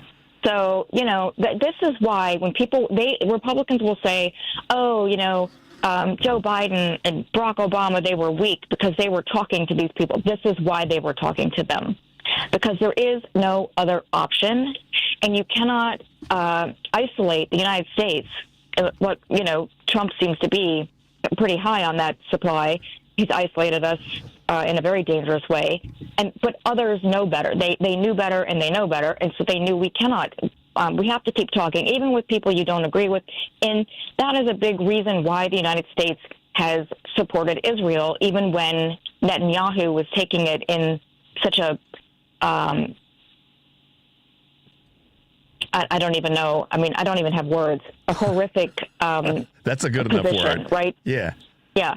So because we have to have some kind of they give us intel on the Middle East. There's a lot of things that we get from that relationship, and people don't understand that part, and so they're really angry at Israel. Well, of course, they're really angry at Netanyahu, right? Because he's the one that's driving all of this. A lot of the Israeli people do not agree with what he's doing, much like Americans don't agree with what Trump is doing. And many Iranians don't agree with what the Iranian parliament's doing. Same thing. Like I said, right. We've got the wrong people at the table at the wrong time that don't know how to negotiate. But Netanyahu acts like a bully. Trump acts like a bully, and in many ways, the Israeli parliament acts the same way. The people are not at fault, other than for continuing to elect, at least in the case here in the United States and in Israel, these same warmongers all over again for the same reason, and they just keep messing up, and the lesson we should have been learned, but here we go again, Sarah. But why did the media let Trump? And I know we have to end soon. But why did they let Trump run as a peacemaker? When has he ever made peace? He doesn't make peace in his personal life. He's never made peace in his professional life. He operates like a warmonger on an individual level against women as a sexual assaulter, against other people he's in business with, and against all of the opposition and anyone who comes up against him politically. He incites violence against them. He attacked the United States, for God's sakes. Why was he allowed to run as a peacemaker? Yeah. It blows my mind.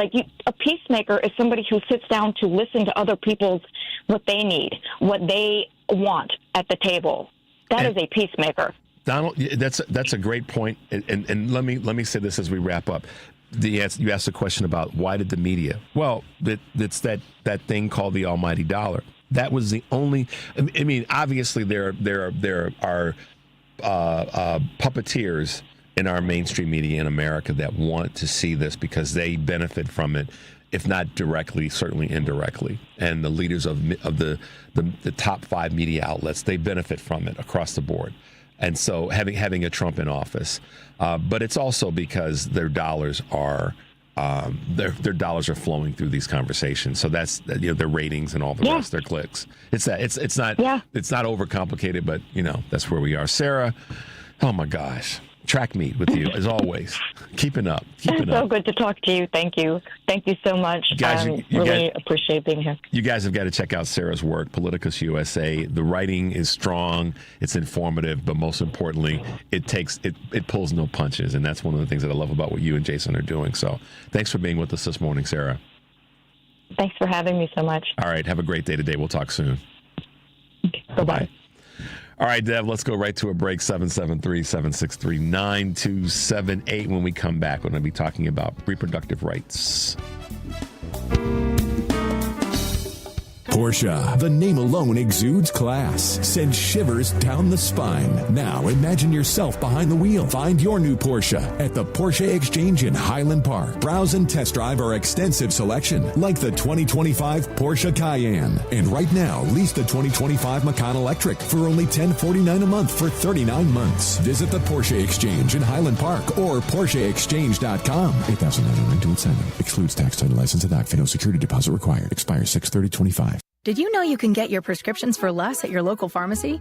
You can with GoodRx. It's the free app that can save you money on your medications. Just search for your prescription, choose the pharmacy and the price that works best for you, and then show your GoodRx coupon to your pharmacist at the drop-off counter. GoodRx works at over 70,000 pharmacies, including Walmart, Rite Aid, and Walgreens, and it works whether you have insurance or not. It's easy to save. Next time you drop off your prescription, check GoodRx. To start saving today, go to GoodRx.com. GoodRx is not insurance. The cost of mesothelioma treatments can exceed $400,000, and families often face losing their homes and life savings just to pay the bill. The Rights and Claims Department of Flint Cooper has helped victims secure financial support they need to pay for their care and ensure their family's future. If you've been diagnosed with mesothelioma and don't have legal representation, call Flint Cooper now at 800-606-8169. Time is running out for you to file a claim, so don't wait. Call 800-606-8169 for a free consultation. Hey Progressives, this is Richard Chu, host of Chu's Views here on WCPT AM 820, 6 to 8 a.m. Monday through Friday. We have some real challenges in front of us as a country. Since the beginning of this show, I have always felt compelled to bring you the best that I've got. Now, there's always a why to doing whatever we do. So, as we go forward and face these challenges, know this, you listeners are my why. Because I want to make sure I do everything I can to provide a safe, open, forward-moving space that allows you to call, email, text, or just listen to a guy that wants to help you bring out your own championship qualities to truly make this place better for us all. Lofty goal, idealistic, maybe so. But that's my why, and I look forward to bringing you the best that I've got. This is Richard Chu. Stay tuned.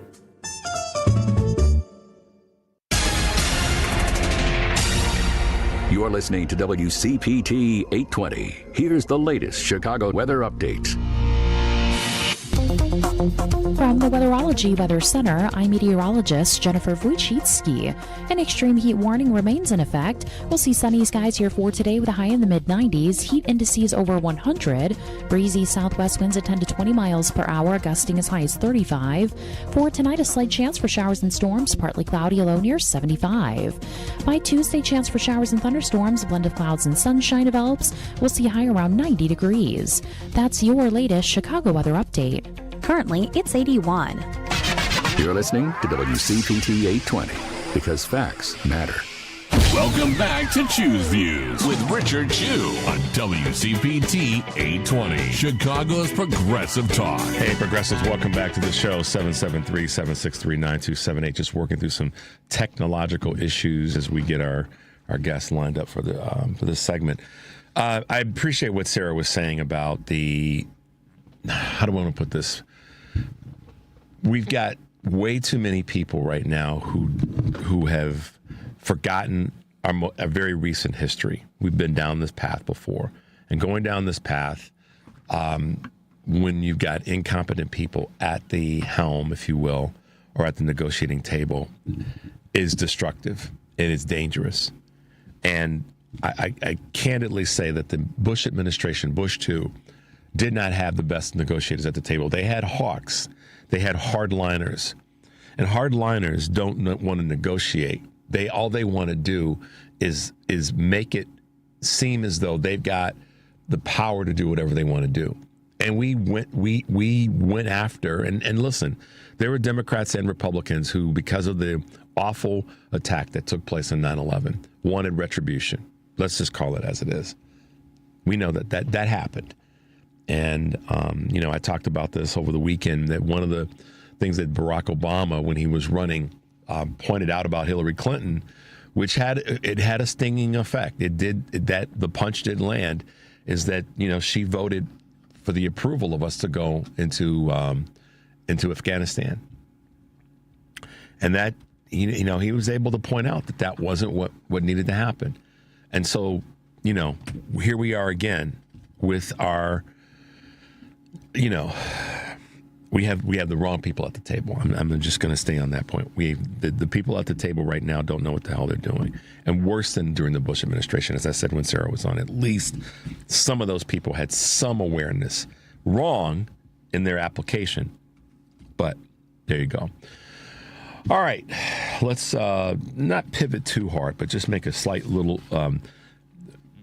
slight adjustment in what we're talking about this morning, but it still comes back to a very important issue and an issue that's around policy. And with us this morning are two fighters in this conversation around women's reproductive rights. And with us this morning, and I got to get the order right and the name right and the timing right. First, Kaitlyn Kash, who has been a big part of the lawsuit that took place in 2023 down in Texas, Zurawski versus Texas lawsuit. And along with her is Veronica Ingham, who is with Free and Just organization that has been a leading voice in making certain that women's rights, reproductive rights specifically, are addressed on a state level, on a national level, and that it becomes a part of our society that makes certain that we make certain that women's reproductive rights are not something that just is a political football, but they become part of our everyday lives. And these two women have really been at the tipping point. So I want to welcome Kaitlyn and Veronica to Choose Views.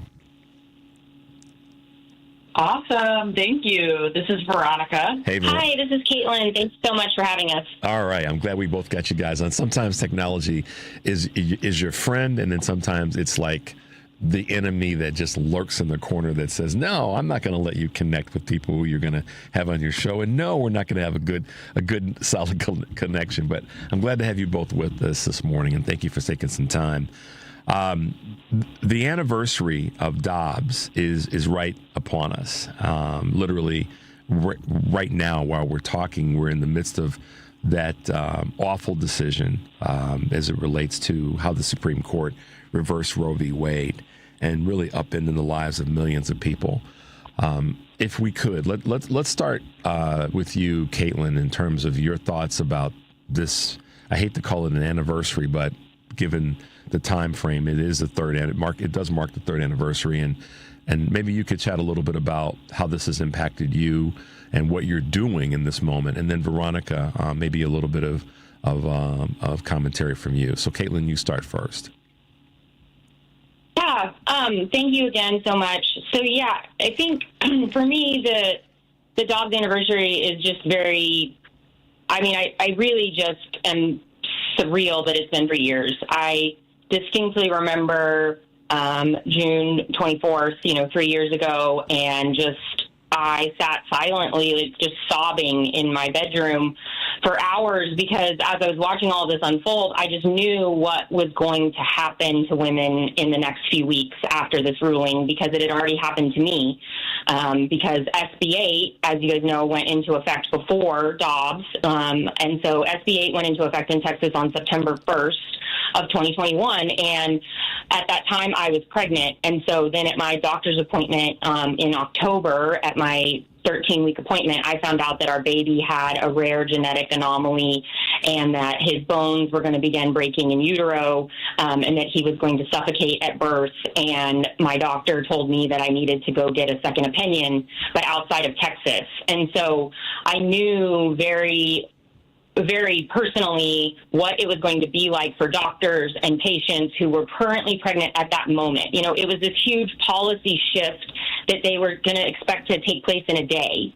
And we watched what that did in Texas, and they don't come up with the things that need to happen behind the scenes to make sure if they're going to impose these moral laws on us, you have to take time to think through all of the procedural implications that are going to be taking in healthcare, and they don't. And so it is literally this flip of a switch, and your life will be forever changed. And so for me, the Dobbs anniversary is just very bittersweet because I just knew what was going to start happening to women. And we've heard those women. They keep coming forward, and that's why organizations like Free and Just are so important, because as these bans continue to get worse and worse, more women are going to keep coming forward and saying, this is happening to me.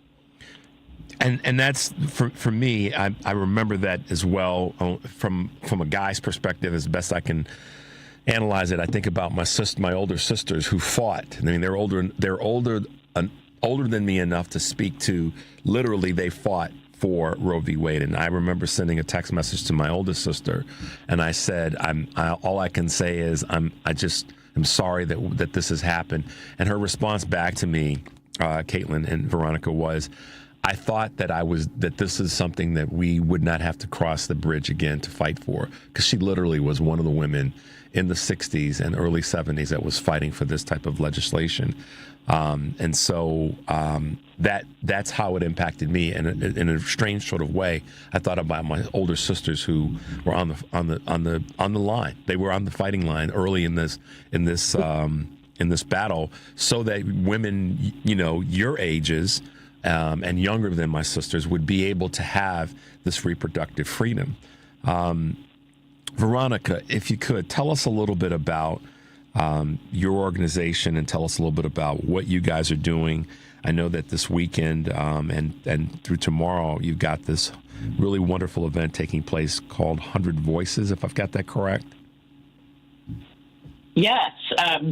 Thank you so much. And I really appreciate your story about how, you thought about your sister and how this impacted her, because I think that is one of the most important parts of the work that we do. Is everyone knows somebody in their lives that has been impacted by an abortion ban, and it's very important that they hear and continue to see stories that they can relate to, and that is really fundamentally how our organization works. We are a network and community of abortion storytellers, so we have over 250 abortion storytellers across the country, and this week, around the anniversary of Dobbs, we have brought over 100 storytellers to Washington, D.C., to be in community and to really learn from each other. There are so many women here who have stories similar to Kaitlyn, who have experienced unbelievable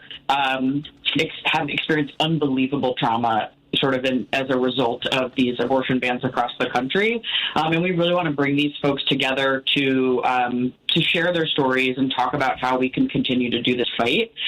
And then on Tuesday, the actual anniversary on June 24th, we will be taking all 100 of those storytellers to Capitol Hill to meet with members of Congress, to share with them why it is so important that we have abortion protections across the country. So it's a really special event, and Kaitlyn actually is going to be leading one of our sort of trainings for storytellers, because she has become such an advocate and activist in her own right in the state of Texas, fighting against these horrific bills. And so she can take a lot of the sort of lessons she's learned to these storytellers and teach people how to become leaders in their own community like she has. So we're very proud of her and excited. Well, and to that point, and thank you, Veronica. And we're going to come back to what you guys will be doing. We're going to be doing with Congress. Kaitlyn, if you could take just a moment and share with our listeners the impact of the lawsuit that you were a part of, and where those stories have led you as it relates to the storytelling and the more and more plaintiffs that joined, and how you guys, with this lawsuit, have created a whole community of folks who need to have their stories heard. Yeah, I always say one of the best things that came out of the lawsuit was getting to find each other. We talk about ourselves as like the club that you really never wanted to be a part of. None of us wanted to lose our pregnancies. None of us wanted to have our health put at risk, but we're here. And so that really bonds you. And we've stayed connected past, the ruling in the lawsuit in Texas. And this past January, a lot of us were talking, and we just said, okay, well, what are we going to keep doing?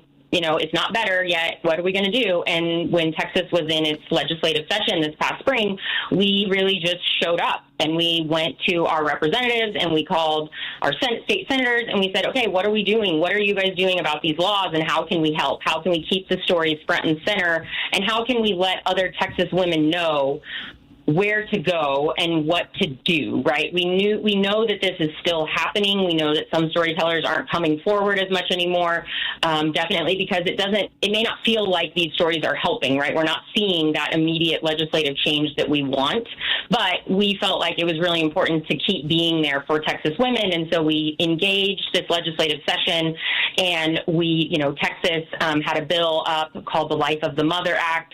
It was a bill that was supposedly helping to seek clarification around when a doctor can intervene to save the life of the mother. And in that law, though, there was a backdoor kind of Trojan horse that would have amended the 1925 abortion statute in Texas.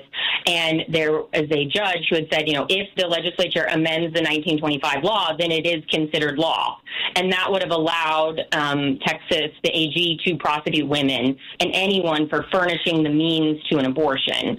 And so we, galvanized really quickly, and we spoke up, and we said, if there was ever a possibility to make things worse in Texas, which we didn't think it was possible to make it worse, this would make it worse.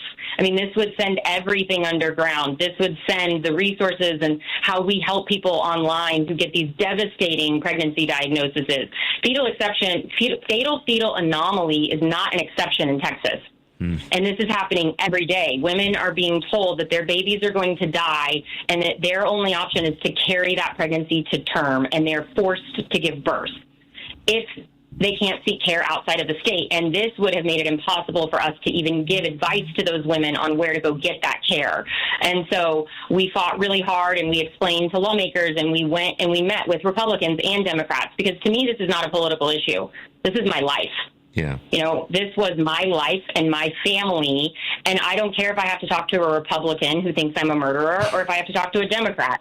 I'm going to talk to them, and I'm going to tell them that this would have made it worse. And we were really grateful that they listened, and they did end up adding an amendment to that bill before it passed that said this bill cannot be used to revive the 1925 law.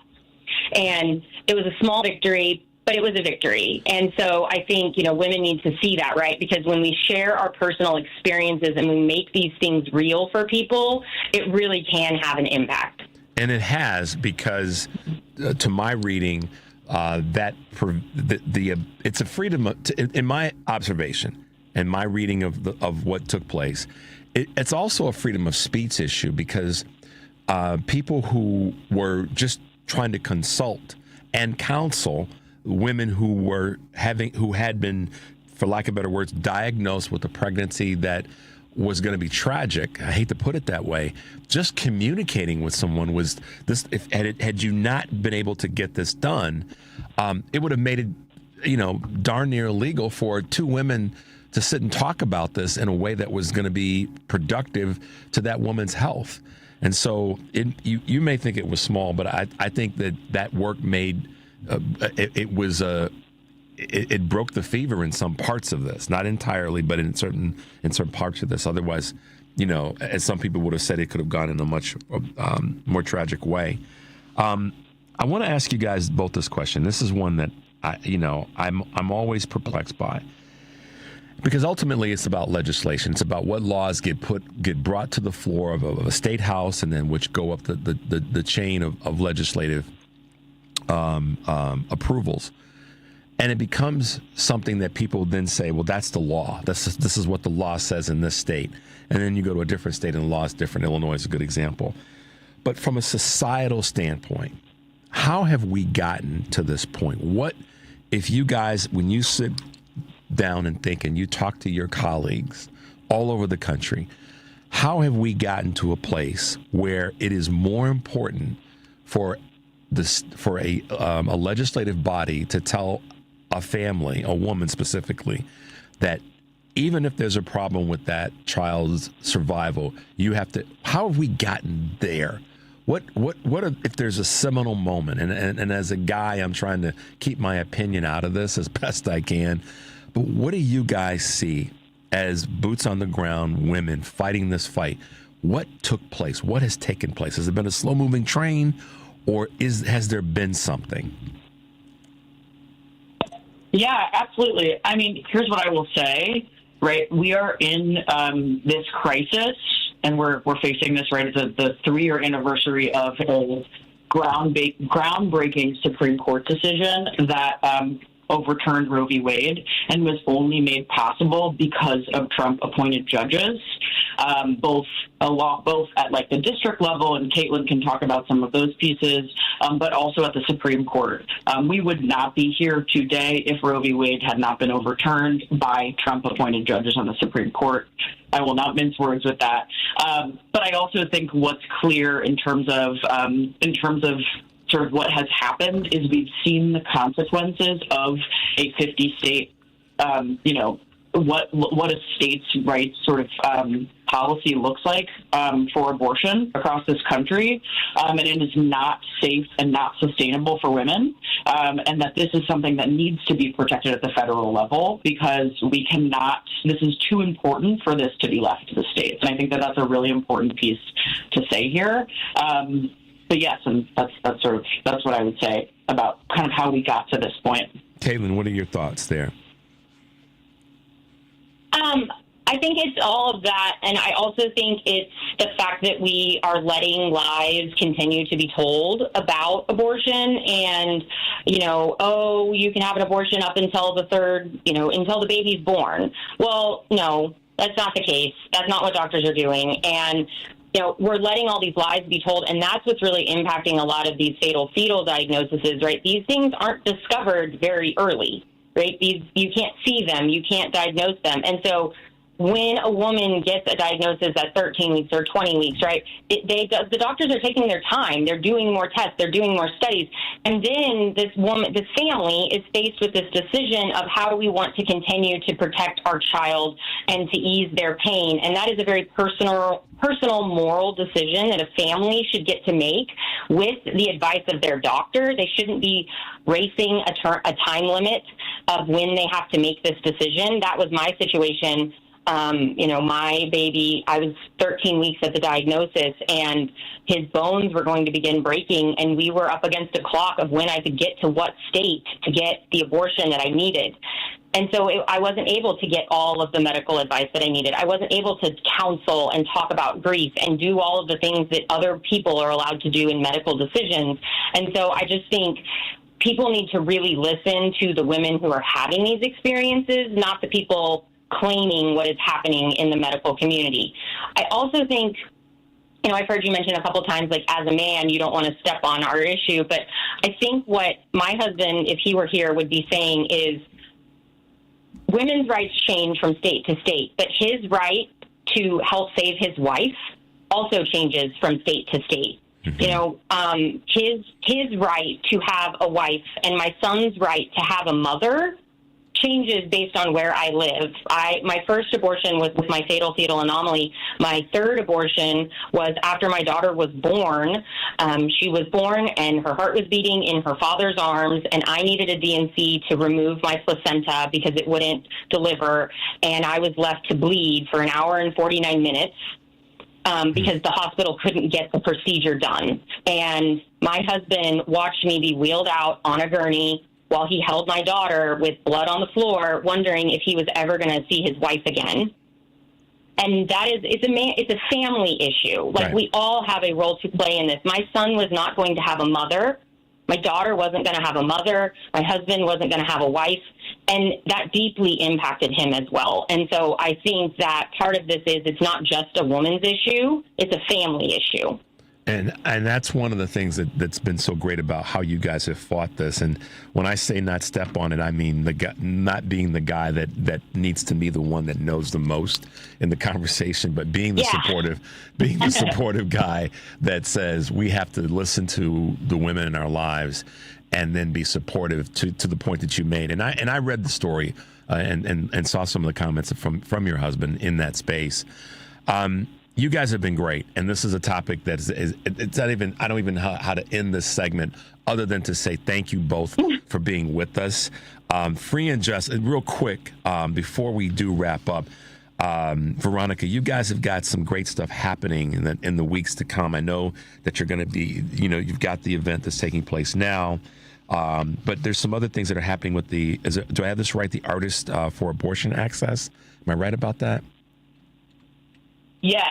So in addition to what we are doing here in D.C. with all of our storytellers and who will be traveling to Capitol Hill to share their stories, we've also been commissioning several different murals across the country. We just unveiled one in Georgia yesterday around the Dobbs anniversary in honor of Amber Thurman and Candy Miller, who were two women who lost their lives in Georgia due to an abortion ban. We wanted to find a way to continue to tell their story, continue to share what has happened. And so we're very grateful to do that. Well, thank you both for being with us. We will have to have you back because we got so much more to talk about. But thanks for being with us this morning. We appreciate you taking the time out. We're going to wrap up, guys. The number, of course, always is 773-763-9278. Thanks to the ladies for being with us. This is Choose Views. We'll see you tomorrow. Take a deep breath and make your life count.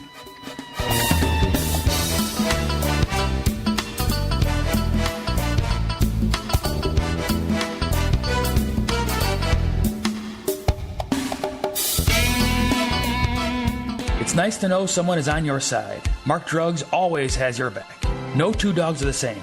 A dosage form or strength of medication that works for one dog may not work for another. A compounding pharmacy like Mark Drugs is here to help you with your pet's medication challenges. We'll be happy to help you when your pet is sick. After all, it can affect the whole family. That's why we give our four-legged patients customized medications to make it easier for them to take. For pet medication problems, first see your veterinarian, then talk to your hometown independent compounding pharmacy, Mark Drugs. If you'd like to know more about the ways we can personalize medication for each individual patient, we'd be happy to help. We are a compounding pharmacy, which means we can prepare the medication prescribed in a strength and dosage form that meets the patient's needs. Ask us how our pharmacy can help. You have a choice when it comes to your health care, and a great choice is Mark Drugs and Roselle and Deerfield, where you get better health and care for you and your pets. Check out the Pet of the Month at markdrugs.com. This is WCPT telling you